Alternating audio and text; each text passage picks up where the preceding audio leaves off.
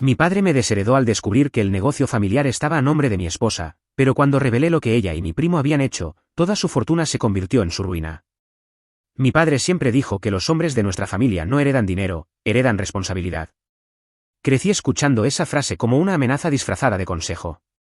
Desde niño supe que mi vida no me pertenecía por completo, que todo lo que hacía, decía o decidía debía honrar el apellido que él convirtió en sinónimo de poder. No había espacio para errores, ni para dudas, ni para debilidad. Ser su hijo era cargar una deuda invisible que nunca se terminaba de pagar. Mientras mis amigos disfrutaban de su juventud, yo aprendía a leer balances, a interpretar contratos, a comportarme como un empresario en miniatura. Cada sonrisa de mi padre era una recompensa rara y breve, un gesto tan escaso que se volvía adictivo. Yo vivía esperando su aprobación, como un perro que busca la mirada de su dueño después de hacer un truco bien hecho. Y cuando, a los 30 años, me entregó las llaves del negocio familiar, sentí por primera vez que quizá, solo quizá, me había ganado su respeto. Dirigir la empresa fue como respirar por fin sin miedo. Me levantaba antes del amanecer, revisaba cada detalle, negociaba con clientes, expandía el mercado. Lo hacía con la devoción de quien teme perderlo todo si baja la guardia. Y en ese proceso conocí a Laura. Era lo opuesto a mi padre, cálida, expresiva, directa. Donde él veía números, ella veía personas. Donde él imponía miedo, ella ofrecía calma. No tardó en convertirse en mi refugio emocional, la voz que me recordaba que también tenía derecho a vivir, no solo a trabajar. Laura me acompañó en los primeros años de expansión, me apoyó cuando mi padre dudaba de mis decisiones, y celebró conmigo cada nuevo contrato. Cuando nos casamos, creí que todo por fin tenía sentido. El apellido, el negocio, el amor, todo encajaba. Pero, como aprendí después, a veces las piezas encajan porque alguien las fuerza con precisión quirúrgica. Mi padre nunca confió en ella. Desde el primer día, la observó con una desconfianza silenciosa que me incomodaba.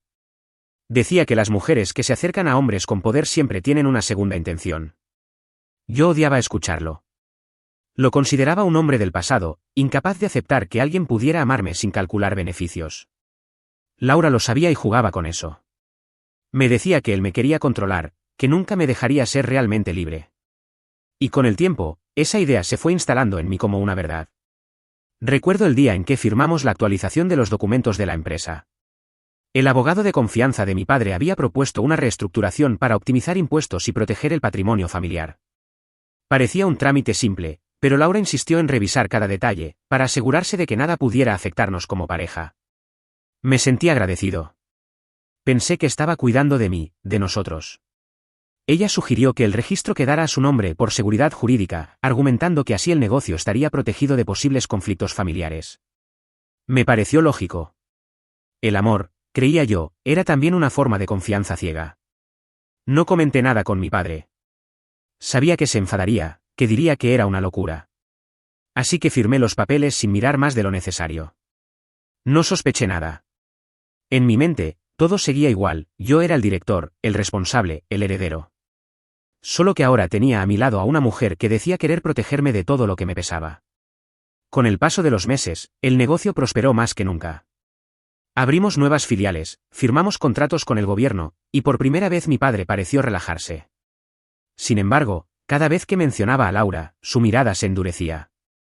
Ten cuidado, me decía. Los documentos pueden mentir, pero el tiempo siempre muestra la verdad. Yo lo ignoraba. Estaba cansado de vivir bajo su sombra. Quería demostrarle que podía mantener el legado sin repetir sus métodos. Pero algo comenzó a cambiar. Noté que Laura pasaba más tiempo en la oficina que en casa, revisando cuentas, decidiendo compras sin consultarme. Decía que lo hacía para aliviar mi carga, pero en el fondo me incomodaba. Aún así, me convencía de que era paranoia mía, de que estaba tan acostumbrado al control de mi padre que no sabía delegar. Me repetía que el amor se basaba en confianza, y que dudar de ella sería repetir los mismos errores de mi infancia. Una tarde, mi padre me llamó a su despacho.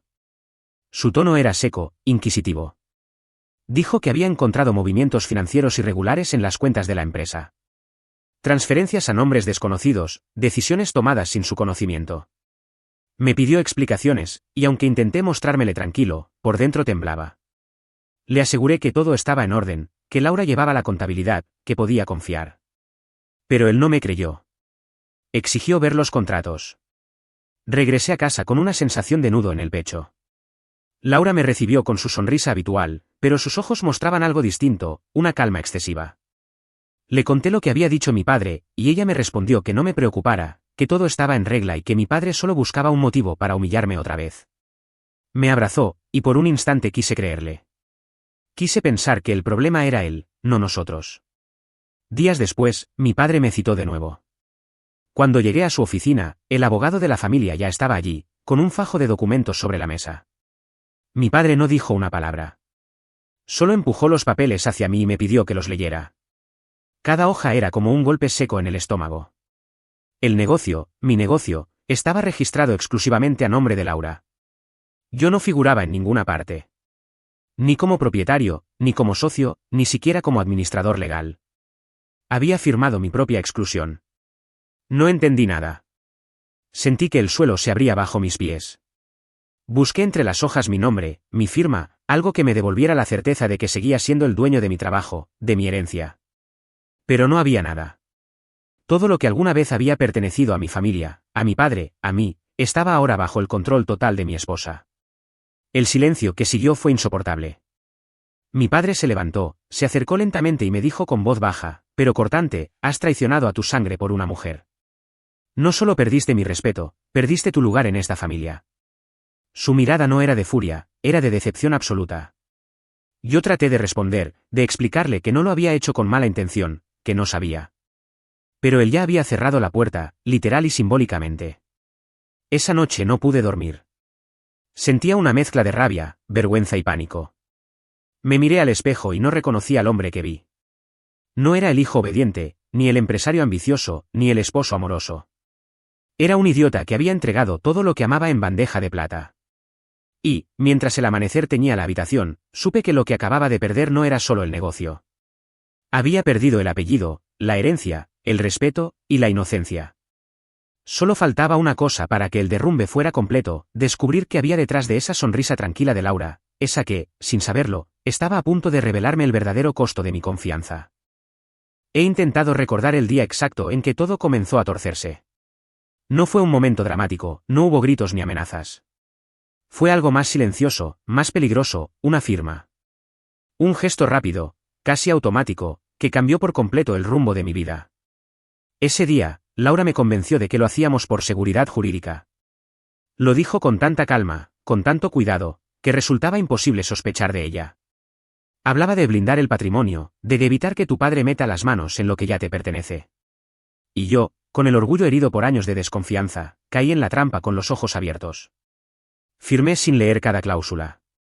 Estaba cansado de revisar papeles, de desconfiar de todos. Me repetía que si no confiaba en mi esposa, entonces no confiaba en nadie. Y en el fondo, eso era lo que más temía: convertirme en la versión amarga y solitaria de mi padre. Así que firmé. Una y otra vez. Firmé mi ruina con la misma pluma con la que había firmado mis victorias. Al principio todo parecía igual. El negocio prosperaba, los números crecían, y mi nombre seguía apareciendo en los contratos operativos como director general. Nadie sospechaba nada. Ni siquiera yo. Pero algo en la atmósfera comenzó a cambiar. Laura empezó a involucrarse cada vez más. Iba a reuniones sin avisarme, tomaba decisiones financieras y hablaba con el abogado familiar como si fuera su empresa. Cuando le preguntaba por qué, me decía que quería ayudar, que estaba aprendiendo a cuidar lo que es de ambos. Sonaba tan razonable, tan amoroso, que no supe ponerle límites. Poco a poco, el negocio empezó a tener dos voces, la mía y la suya. Yo hablaba con la autoridad de quien lleva años construyendo, y ella con la seguridad de quien posee algo más profundo que poder: información.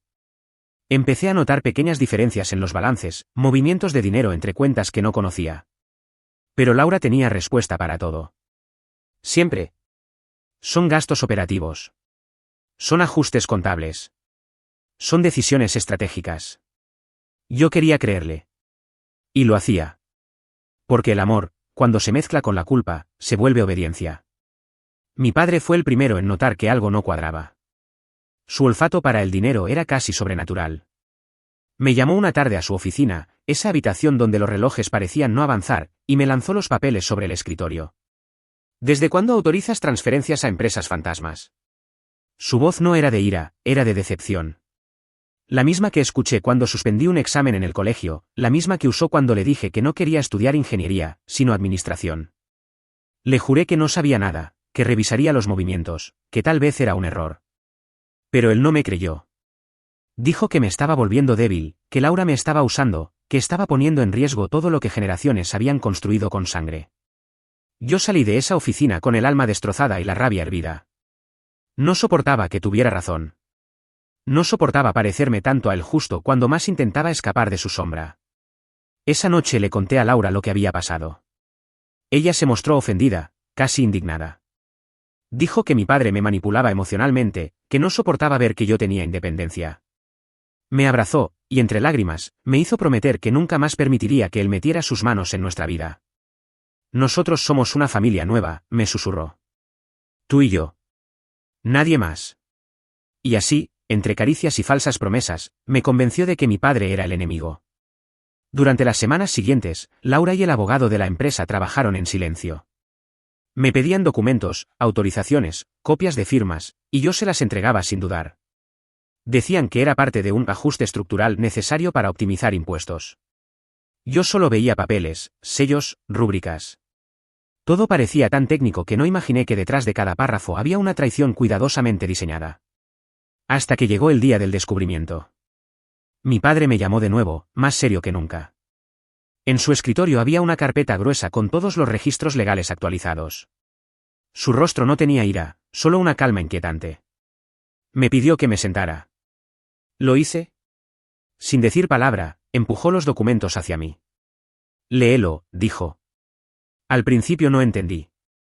Todo estaba lleno de lenguaje jurídico, de términos que sonaban correctos. Pero entonces lo vi, el nombre. El nombre que no era el mío. Laura Álvarez, propietaria legal del 100% de las acciones del negocio. Yo no figuraba en ninguna parte. Ni como socio, ni como garante, ni siquiera como testigo. Era un fantasma dentro de mi propio imperio. Sentí un calor repentino subir por el pecho, como si me quemaran desde dentro. Quise negar lo obvio, pero mi firma estaba ahí, perfectamente estampada en cada página. La prueba viva de mi ingenuidad. Mi padre me observó en silencio, esperando una reacción. Cuando levanté la vista, me dijo con una voz tan fría que me heló la sangre. Eres un estúpido. Has entregado la herencia familiar a una mujer que te ve como un niño. No tienes idea de lo que acabas de hacer. Yo intenté explicarle, decirle que había sido un error, que todo seguía bajo control, que Laura no me traicionaría. Pero las palabras se deshacían en mi boca. Porque mientras hablaba, recordaba todas las veces que ella me pidió que confiara, todas las veces que firmé sin mirar. Y comprendí que la trampa no fue repentina, fue lenta, paciente, casi amorosa. Esa noche no dormí. Releí los documentos una y otra vez, buscando una laguna, una línea, algo que me devolviera parte de lo perdido. Pero todo estaba perfectamente legal. Imposible revertir sin el consentimiento de ella. Yo ya no era el dueño de nada. Ni del negocio, ni del apellido, ni de la confianza de mi padre. En los días siguientes, mi padre me destituyó de mi cargo como director y me comunicó formalmente que estaba desheredado. Dijo que no podía dejar el legado de su familia en manos de un hombre que no sabe a quién entrega su firma. Sentí que me arrancaban el aire. Ni siquiera discutí. Me quedé mudo, paralizado, viendo cómo mi mundo se desmoronaba sin hacer ruido. Regresé a casa destrozado. Laura me recibió con su sonrisa de siempre, esa sonrisa que antes me calmaba y ahora me daba náuseas. Le conté lo sucedido, esperando que se mostrara sorprendida, que reaccionara con culpa. Pero no. Mantuvo la calma, me abrazó y me dijo que no pasaba nada, que el negocio seguía siendo nuestro, aunque no estuviera a mi nombre. No te preocupes, amor. Todo está bajo control, murmuró con una ternura artificial. Pero mientras me abrazaba, escuché el leve tono de su teléfono. Una notificación. La pantalla brilló por un segundo. Y en ese reflejo rápido, leí un nombre que me heló la sangre, Julián Reunión Lista. Julián, el primo que mi padre siempre quiso como sucesor. El que nunca soportó verme a cargo. Laura apartó el teléfono con un gesto rápido, como si no hubiera pasado nada. Pero yo supe, en ese instante, que todo estaba conectado. El negocio, la firma, la desconfianza de mi padre. Nada había sido casual. Todo era parte de un plan. Y mientras ella hablaba sobre nuevas oportunidades y reconstruir nuestra vida, Mi mente se llenó de una sola certeza: yo había sido utilizado. Esa noche me dormí mirando el techo, sintiendo como el peso del apellido se desmoronaba sobre mí. No sabía aún cómo ni cuándo, pero juré en silencio que iba a recuperar lo que me pertenecía. Y que esta vez, no firmaría con tinta. No hay nada más humillante que ver cómo te borran de tu propia historia. Cuando mi padre me comunicó oficialmente que estaba desheredado, no fue un arrebato de ira, fue una sentencia fría, ejecutada con la precisión de quien corta una rama enferma antes de que pudra el árbol. Me citó en su despacho por última vez, con el abogado familiar presente, y me entregó un sobre cerrado. Dentro, el Nuevo Testamento. No había espacio para malentendidos. Todo, las propiedades, las inversiones, las cuentas, pasaba a nombre de mi primo Julián. Ni una sola mención a mí. Ni una palabra que insinuara redención. Solo el silencio, más pesado que cualquier discurso. Intenté hablar. Quise decirle que me habían engañado, que Laura me manipuló, que yo no sabía lo que estaba firmando. Pero mi padre no quiso escuchar. Un hombre puede perder dinero, me dijo sin mirarme. Pero cuando pierde el juicio, pierde el derecho a llamarse hombre. Su voz sonaba cansada, sin furia, sin piedad. Me di cuenta de que, para él, yo ya estaba muerto. Salí de esa oficina con la sensación de haber sido amputado de mi propio apellido. Volví a casa tambaleándome, con el sobre aún en la mano, sin fuerzas para abrirlo de nuevo. Laura me esperaba en el salón, vestida de blanco, con una copa de vino en la mano y una serenidad que me revolvió el estómago. Cuando le conté que mi padre me había desheredado, no mostró sorpresa. Ni siquiera fingió indignación. Solo dijo, con una calma escalofriante: era previsible. Tu padre nunca te quiso libre. Ahora somos nosotros contra el mundo, ¿recuerdas? Nosotros. Esa palabra empezó a perder sentido en mi boca. Desde que todo comenzó, nosotros significaba, ella decide, yo obedezco. Nosotros era el disfraz perfecto para esconder su control, su cálculo, su ambición. Pasaron los días y el teléfono no dejó de sonar. Antiguos socios querían respuestas. El primo Julián aparecía en reuniones como nuevo representante de la familia, y los empleados murmuraban que el hijo del dueño había perdido la cabeza. Yo me sentía atrapado en una pesadilla que no terminaba. Laura, por su parte, seguía actuando como si nada hubiera pasado. Hablaba de viajes, de nuevos proyectos, de reinventarnos. Pero ya no usaba el plural con la misma frecuencia. Cada frase suya se centraba en ella, en su futuro, en sus planes. Empecé a revisar viejos correos, contratos, movimientos bancarios. Necesitaba entender cómo me había engañado. Descubrí que muchas de las transferencias que habían enfurecido a mi padre habían sido autorizadas desde su computadora. Pero ella lo había hecho usando mi firma digital. Yo le había dado acceso a todo: cuentas, contraseñas, correos. La confianza, entendí, no se pierde de golpe. Se entrega por partes, hasta que un día ya no queda nada. Cuando confronté a Laura, no gritó ni negó nada. Sonrió. Una sonrisa vacía, sin remordimiento. Todo lo que hice fue por nosotros, repitió. Pero en sus ojos ya no había amor.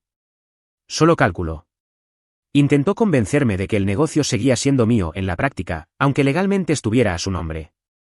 Si quieres seguir dirigiendo, puedes hacerlo.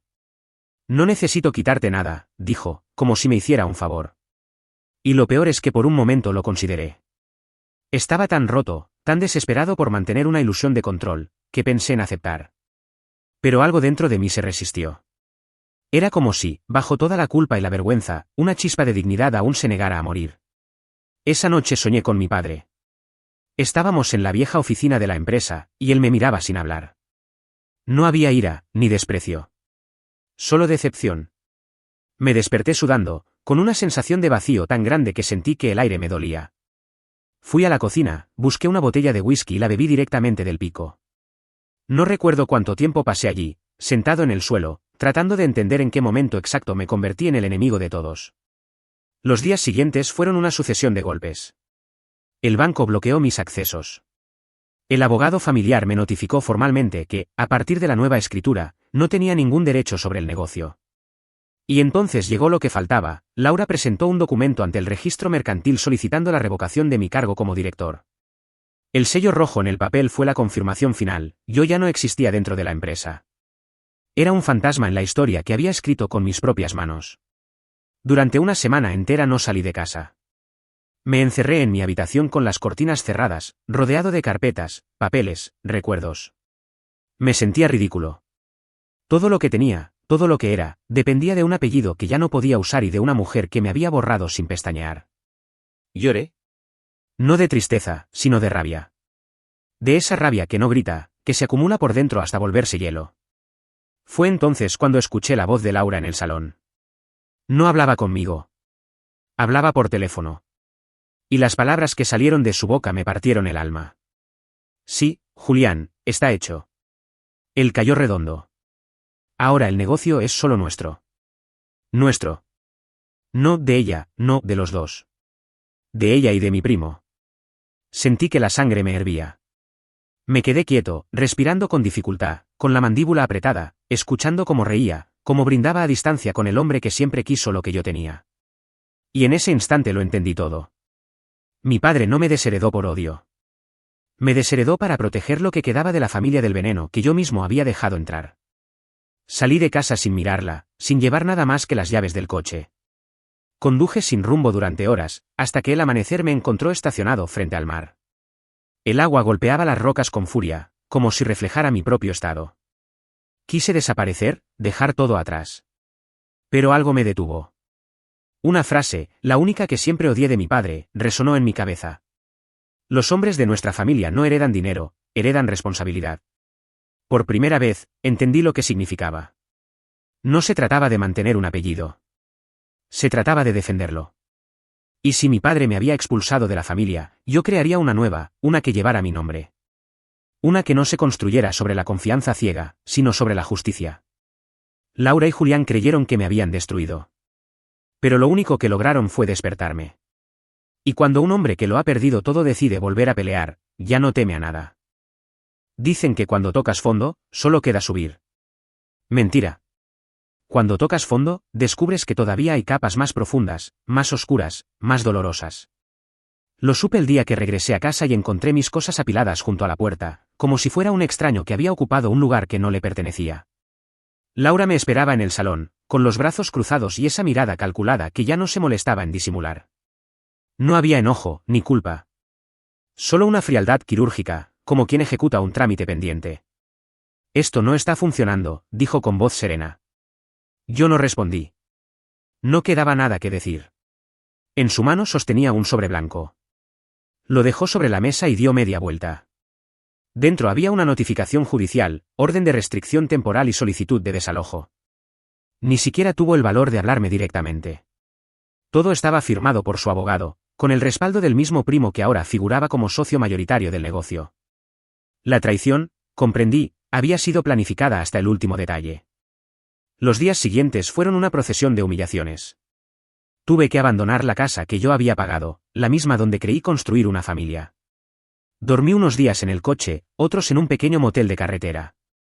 Cada noche repasaba mentalmente cada paso, cada palabra, cada gesto que me había llevado hasta ese punto. Me preguntaba en qué momento el amor se transformó en estrategia y mi ingenuidad en moneda de cambio. No me quedaba nada. Ni dinero, ni reputación, ni apellido. Las puertas que antes se abrían con una llamada ahora se cerraban con un silencio incómodo. Los socios evitaban mi nombre. Los empleados fingían no conocerme. ¿Y Laura? Laura disfrutaba su nuevo papel de empresaria moderna. Daba entrevistas, aparecía en portales financieros, hablaba de liderazgo femenino y transformación familiar. Cada titular era una puñalada. Una noche, incapaz de soportarlo más, fui hasta la sede de la empresa. No para entrar, sino para verla. Desde la acera, observé las luces del edificio que alguna vez sentí mío. En la fachada, un cartel nuevo, Grupo Álvarez y Asociados. Mi apellido ya no estaba. Lo habían borrado. Como si nunca hubiera existido. En ese momento algo se rompió definitivamente dentro de mí. La tristeza desapareció. Lo que vino después no fue odio, fue lucidez. Una claridad helada que me hizo entender que todo lo que había perdido no era el final, sino el principio de algo nuevo. Había vivido creyendo que el poder venía de un apellido o de una herencia. Pero el poder real estaba en saber lo que otros creían que habías olvidado. Empecé a moverme en silencio. Primero, buscando a quienes aún me debían lealtad. Viejos empleados, contadores, proveedores que habían visto cosas y callado por miedo. No fue difícil encontrarlos, bastaba con escuchar. Algunos me tenían compasión, otros rencor, pero todos sabían que algo sucio se cocía entre Laura y Julián. Con paciencia, fui recolectando piezas sueltas, facturas duplicadas, transferencias fantasmas, contratos inflados. Nada contundente al principio, pero suficiente para oler el hedor de la corrupción. Luego busqué al abogado que una vez trabajó para mi padre. Un hombre rígido, al que detestaba por su lealtad ciega. Cuando le conté lo que había pasado, no mostró sorpresa. Me escuchó en silencio, revisó algunos papeles y murmuró: «Te advertimos que esa firma no era solo un trámite». Por primera vez, lo vi dudar. Le pedí ayuda. No para recuperar la empresa, sino para entender cómo habían logrado legalizar la estafa. Pasamos horas revisando documentos hasta que, al final, me mostró un detalle que se me había escapado: la transferencia de acciones no solo incluía el negocio, sino también las patentes y licencias que usábamos para operar. Todo estaba a nombre de una nueva compañía creada por Laura y Julián meses antes de mi caída. Una empresa espejo. Un robo invisible. El golpe de realidad me dejó sin aire. Me sentí estúpido, ingenuo, pero también libre. Porque por primera vez sabía exactamente contra quién peleaba y cómo. No era solo venganza, era justicia. Durante semanas, me dediqué a rastrear cada movimiento de esa empresa paralela.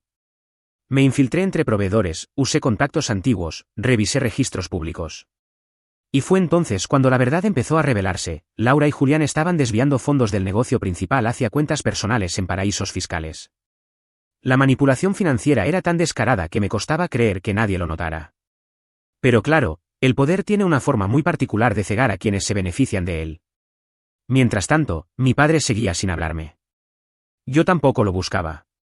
Pero su sombra seguía allí, recordándome que todo esto había comenzado por querer ser su opuesto. A veces imaginaba su expresión si supiera lo que había pasado. Y, extrañamente, eso me daba fuerzas. Porque sabía que, si bien él me había desheredado, lo que yo estaba a punto de hacer limpiaría el apellido que ambos habíamos manchado, él por orgullo, yo por amor. Cuando por fin tuve suficiente evidencia para entender la magnitud de la estafa, algo inesperado ocurrió.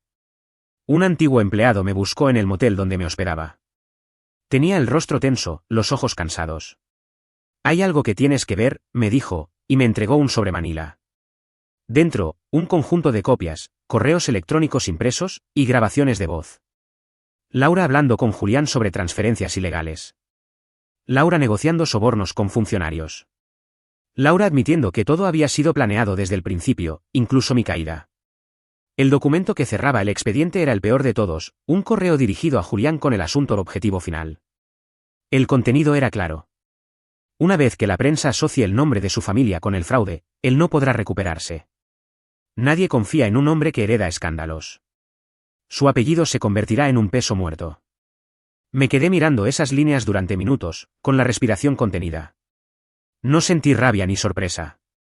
Sentí algo más peligroso: calma. Por primera vez en mucho tiempo, supe exactamente qué debía hacer. Guardé los documentos en una carpeta negra, salí del motel y caminé sin mirar atrás. La noche era fría, el viento seco, pero dentro de mí había fuego. Ya no era el hijo desheredado ni el esposo traicionado. Era el hombre que iba a devolver cada golpe, con paciencia, con precisión, con silencio. Porque si algo había aprendido de mi padre, era que los enemigos no se enfrentan gritando. Se destruyen en silencio, mientras siguen creyendo que ganaron. La venganza no empezó con un grito, sino con un suspiro. Esa exhalación lenta que se escapa cuando uno deja de sentir miedo. Porque el miedo había sido mi prisión: miedo a perder, miedo a defraudar a mi padre, miedo a quedarme solo. Pero ahora, solo y arruinado, no quedaba nada que temer. Solo la verdad, y la verdad era un arma. Pasé los días siguientes preparando cada movimiento con precisión quirúrgica. Sabía que no podía presentarme en la empresa ni contactar a Laura directamente. Cualquier acción impulsiva me hundiría más. Así que empecé desde abajo, construyendo un caso. Reuní cada documento, grabación y correo. Organicé fechas, transferencias, nombres. Cada línea era un hilo, y yo aprendí a tejer con paciencia. Mientras tanto, Laura seguía apareciendo en los medios. Sonreía en conferencias, hablaba de transparencia corporativa, y hasta fue invitada a un foro sobre liderazgo ético. La ironía era insoportable. Pero yo necesitaba que ella siguiera creyendo que todo estaba bajo control. Porque cuanto más confiada se sintiera, más alto caería. Una noche contacté a alguien que jamás pensé volver a ver, Claudia, una periodista de investigación que había cubierto temas financieros para un diario importante. En el pasado, había querido publicar sobre las irregularidades de mi familia, y yo mismo había bloqueado su acceso. Me debía un favor, pero sobre todo, tenía una deuda moral conmigo mismo. Le mostré parte del material y le pedí una sola cosa: discreción. Ella me miró con curiosidad y desconfianza. ¿Por qué hacerlo ahora?, me preguntó. Porque me quitaron todo, menos la verdad, respondí. Durante las semanas siguientes, trabajamos juntos en secreto. Claudia verificaba cada dato, cada transacción, mientras yo le conseguía nuevas pruebas. Todo apuntaba a lo mismo: desvío de fondos, evasión fiscal y manipulación contable. Pero había algo más grande detrás. Julián y Laura no solo robaban dinero, estaban usando la empresa para lavar capital de terceros. Nombres que, si salían a la luz, incendiarían a más de una figura poderosa. Mientras tanto, yo mantenía mi fachada de desaparecido. Sin redes, sin contactos, sin rastro. Laura debía pensar que me había rendido, que estaba hundido. Pero en silencio, mi red crecía. Uno de los contadores me filtró que habían falsificado mi firma en varios contratos. Eso significaba que si la bomba explotaba antes de tiempo, podrían culparme a mí. Era un juego de ajedrez, y yo tenía que asegurarme de que el jaque final fuera limpio. La pieza clave llegó en forma inesperada: un correo de mi padre. Después de meses de silencio, me escribió solo 2 líneas. He visto los números. Lo que hiciste fue imperdonable. No te reconozco. Mi corazón se apretó. Él aún creía que yo había vendido el negocio. Decidí que había llegado el momento de mostrarle la verdad, no por su perdón, sino porque necesitaba su caída pública. Si mi padre se unía al escándalo, todo el clan Álvarez caería. Pero si se mantenía fuera, podría destruir a Laura sin arrastrarlo. La elección fue fácil. Por una vez, no haría nada para salvar su nombre. Claudia publicó el artículo en un portal digital un lunes al amanecer. El titular era devastador. El Imperio Álvarez, un negocio familiar sostenido por lavado y manipulación financiera. En cuestión de horas, todo se incendió. Los noticieros replicaron la historia, los bancos congelaron cuentas, y los socios empezaron a saltar del barco. Laura fue captada por las cámaras saliendo del edificio escoltada por abogados. Intentó negarlo todo, pero la evidencia era incontestable. Las grabaciones de voz, los correos, los documentos falsificados, todo estaba allí, frente al país entero. Mi apellido volvió a los titulares, sí, pero esta vez no como símbolo de poder, sino de justicia. Esa noche, encendí la televisión en el pequeño cuarto del motel y la vi llorar en una conferencia improvisada. Dijo que había sido traicionada por su equipo, que no sabía nada de las irregularidades. Yo sonreí. Era la primera vez que la veía sin máscara. Pero lo mejor vino después. El presentador anunció que las autoridades habían emitido una orden de detención provisional para ella y para Julián, por fraude y lavado de activos. Era el principio del fin. Sin embargo, la parte más amarga aún me esperaba. Al día siguiente, mi padre me llamó. Su voz temblaba, no de rabia, sino de cansancio. ¿Fuiste tú?, preguntó sin rodeos. Sí, respondí. Hubo un largo silencio antes de que dijera. Tu madre estaría avergonzada. Esa frase me cortó más que todas las traiciones juntas. No discutí. No intenté justificarme. Solo colgué. Comprendí que, para él, la verdad nunca importó. Lo único que le dolía era la mancha en el apellido, no el daño que nos hicieron. Pero para mí, limpiar el apellido ya no era suficiente. Quería recuperar mi dignidad.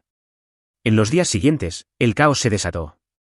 Los periódicos hablaban del colapso Álvarez, los socios exigían auditorías, y el gobierno congeló todos los activos. Claudia, fiel a su palabra, mantuvo mi nombre fuera del artículo.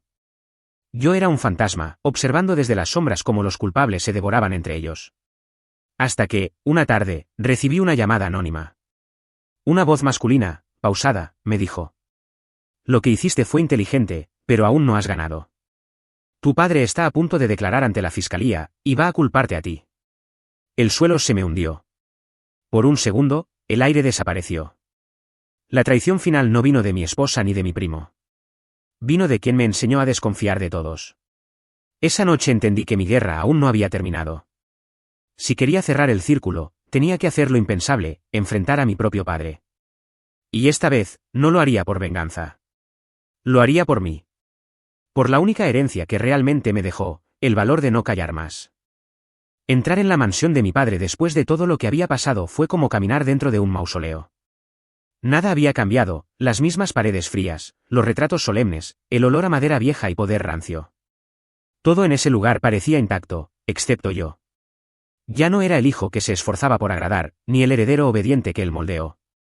Era el resultado de su desprecio, y estaba allí para poner fin a su legado. Él me esperaba en el despacho, sentado detrás del escritorio donde había dictado tantas órdenes y destruido tantas voluntades. Me observó con la misma mezcla de juicio y decepción que había cargado toda mi vida. Pero algo era distinto esta vez, el miedo no me acompañó. Solo la calma helada de quien ya perdió todo y no tiene nada más que entregar. «Viniste por lo que queda del apellido», dijo sin levantar la voz. «No. Vine por lo que me pertenece», respondí. Hubo un silencio denso. En su escritorio había un sobre abierto con documentos judiciales. El caso ya estaba en manos de la fiscalía. «Vas a testificar en mi contra», le dije. Él me miró, inmóvil. «Voy a proteger lo que construí. Aunque tenga que hacerlo de ti». Esa frase confirmó lo que temía, estaba dispuesto a sacrificarme para salvar su reputación. No le importaba que Laura lo hubiera usado, ni que Julián lo hubiera traicionado. Lo único que quería era preservar el mito del patriarca perfecto. Y en ese momento entendí que la verdadera herencia que él me había dejado no era dinero, ni empresa, ni nombre. Era el silencio. Ese silencio que lo había hecho poderoso y a mí débil. «¿Sabes lo que van a encontrar si escarban más?», le dije con firmeza.